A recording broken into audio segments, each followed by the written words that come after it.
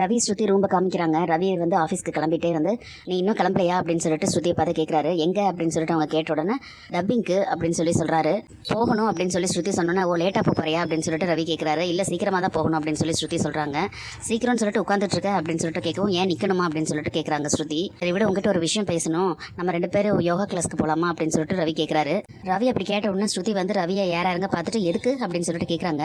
இல்லை ஒரு ஃபிசிக்கல் ஆக்டிவிட்டியாக இருக்கும், நம்ம உடம்பும் குறையும், அதுக்கு தான் அப்படின்னு சொல்லிட்டு அவர் சொல்கிறாரு. அப்போ நான் குண்டா இருக்கேன்னு சொல்லி சொல்றியா அப்படின்னு சொல்லி ஸ்ருதி கேட்குறாங்க. ஏ அப்படி சொல்லலை, உடம்புக்கு நல்ல யார் உடம்புக்கு அப்படின்னு சொல்லிட்டு ஸ்ருதி கேட்குறாங்க. பண்ணுறவங்க உடம்புக்கு தான் அப்படின்னு சொல்லிட்டு ரவி சொல்லவும் எனக்கு உடம்பு சரியில்லைன்னு சொல்லி நான் உங்ககிட்ட சொன்னேன்னா ஏதாவது ஒரு ஆக்டிவிட்டி நம்ம பண்ணாதானே உடம்பு ஹெல்த்தியாக இருக்கும் அப்படின்னு சொல்லிட்டு ரவி சொல்கிறாரு.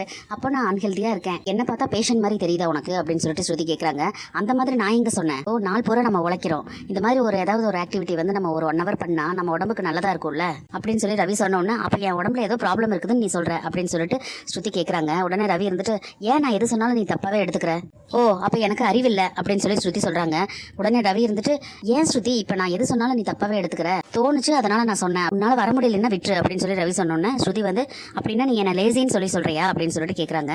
ஸ்ருதி ஏன் இப்படி எல்லாமே தப்பாகவே எடுத்துக்கிற அப்படின்னு சொல்லிட்டு ரவி கேட்குறாரு. ஸோ எனக்கு எதுவுமே புரிஞ்சிக்கவே தெரியல, என்ன ஒரு இடியட்னு சொல்றியா அப்படின்னு சொல்லிட்டு ஸ்ருதி கேட்குறாங்க. அப்படி சொல்லவே இல்லையே அப்படின்னு சொல்லி ரவி சொன்ன உடனே அப்போ என்னை போய் சொல்கிறேன்னு சொல்லி சொல்றியா அப்படின்னு வேற ஸ்ருதி கேட்குறாங்க.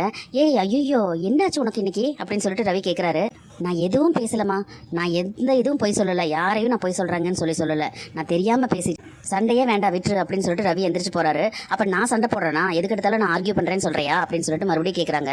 உடனே ரவி கையெடுத்து கும்பிட்டுட்டு அம்மா தாயே நீ யோகாக்கே வர வேண்டாம், நான் கேட்டது தப்புதான் அப்படின்னு சொல்லி சொல்கிறாரு. உடனே ஸ்ருதி இருந்துட்டு அப்போ நான் இல்லாமல் நீ போக போகிற, நானும் போகலை அப்படின்னு சொல்லி ரவி சொல்கிறாரு. அப்போ நீ போகாததுக்கு நான் தான் காரணம்னு சொல்ல போகிறேன் அப்படின்னு சொல்லிட்டு ஸ்ருதி கேட்குறாங்க.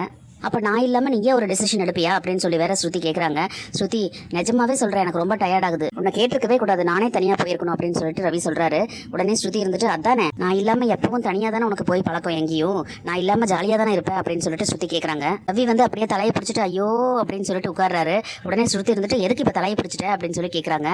ரவி உடனே தலை வலிக்குது, மறுபடியும் வந்து ரவியை பார்த்துட்டு அப்போ நான் பேசினாவே உனக்கு தலை வலிக்குது அப்படின்னு சொல்லி கேட்குறாங்க. ஸ்ருதி அப்படி பேசணுன்னு அப்படியே அதிர்ச்சி ஆயிருது ரவிக்கு. இல்லை நான் தான் பேசவே கூடாது, நான் வாயை தைச்சுக்கிறேன் அப்படின்னு சொல்லி சொல்றாரு.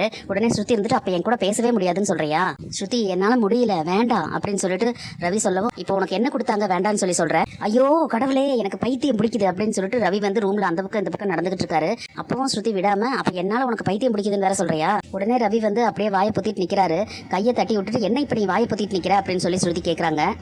அப்படின்னு சொல்லி சொல்றாரு. அப்படின்னா என் கூட பேசவே பிடிக்கலையா உனக்கு அப்படின்னு சொல்லி ஸ்ருதி கேட்ட உடனே ரூம் கதவை திறந்துட்டு ஐயோ ஆளை விடுற சாமி அப்படின்னு சொல்லிட்டு ரவி வந்து அப்படியே எந்திரிச்சு வெளியவே ஓடிடுறாரு. உடனே வெளியே வந்த ஸ்ருதி வந்து அப்படியே பார்த்துட்டு பயங்கரமா சிரிக்கிறாங்க. ஓடுற ரவியை பார்த்துட்டு மீனா வந்து ரவி அப்படின்னு சொல்லிட்டு கூப்பிடுறாங்க. அதை பார்த்து ஸ்ருதி வந்து அப்படியே பயங்கரமா சிரிச்சுட்டே ஓடியே போயிட்டான் அப்படின்னு சொல்லிட்டு இருக்காங்க. மீனா பக்கத்துல வந்துட்டு என்னங்க ஸ்ருதி ரவி இப்படி ஓடிட்டு இருக்காரு, நீங்க அதை பார்த்து சிரிச்சிட்டு இருக்கீங்க அப்படின்னு சொல்லிட்டு கேட்கறாங்க. இல்ல அது வந்து அப்படின்னு சொல்லிட்டு வந்து ஸ்ருதி சிரிக்கிறாங்க. என்னங்க சொல்லிட்டு சிரிங்க அப்படின்னு சொல்லி மீனா கேட்கவும் இல்ல மீனா ரவி வந்து யோகாக்கு போலாமான்னு சொல்லி வந்து கேட்டான், அவன் பேசிட்டு இருந்ததுக்கு எல்லாமே வந்து நான் கொஸ்டின் மேல கொஸ்டின் கேட்டு வெறுப்பேத்திக்கிட்டு இருந்தேன், அதுல வெக்ஸாயி அவன் ஆளை விடு சாமின்னு சொல்லி ஓடியே போயிட்டான் அப்படின்னு சொல்லிட்டு ஸ்ருதி சொல்லவும் ஏங்க இப்படி எல்லாம் பண்றீங்க அப்படின்னு சொல்லி மீனா கேட்கறாங்க.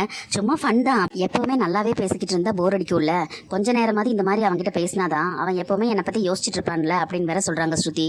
இருந்தாலும் இதெல்லாம் பாவம் இல்லையா அப்படின்னு சொல்லிட்டு மீனா கேட்கவும் சும்மா விளையாட்டுக்கு தான், நீங்களும் முத்துக்கிட்ட இந்த மாதிரி அவர் பேசுறதுக்கெல்லாம் நக்கலா இந்த மாதிரி கேட்டு பாருங்க, சும்மா ஜாலியா இருக்கும் அப்படின்னு சொல்லி ஸ்ருதி சொல்றாங்க.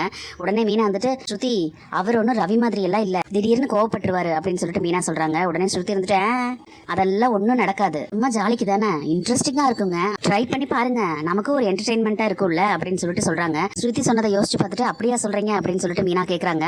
அவர் வந்தோன்னே நீங்க அதே மாதிரி பேசி பாருங்க, நல்லா இன்ட்ரெஸ்டிங்கா இருக்கும், ட்ரை பண்ணி பாருங்க அப்படின்னு சொல்லிட்டு ஸ்ருதி சொல்றாங்க.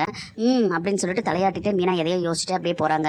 இந்த ஸ்ருதி பண்றதே நம்மளால தாங்க முடியல. இந்த ஸ்ருதி வந்து மீனாக்கு வேற இந்த மாதிரி ஏற்றி விட்டுட்டு மீனாவும் முத்துவும் என்னெல்லாம் பண்ண போறாங்கன்னு தெரியல, நம்ம என்ன பண்றாங்கன்னு பொறுத்திருந்து பார்க்கலாம் ஃப்ரெண்ட்ஸ். நம்ம வீடியோ பிடிச்சிருந்தா லைக் பண்ணி சப்ஸ்கிரைப் பண்ணுங்க. தேங்க்யூ.